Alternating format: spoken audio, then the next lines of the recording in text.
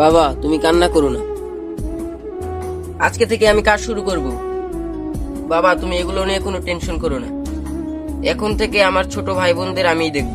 এখন থেকে তোমার আর কিস্তি নিয়ে টেনশন করতে হবে না। বাস্তবতা খুব কঠিন জিনিস রে ভাই।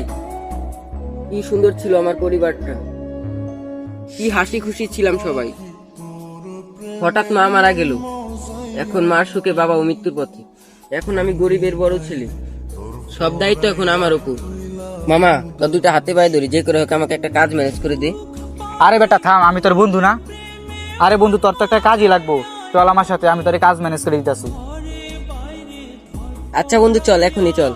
আচ্ছা ঠিক আছে, চল।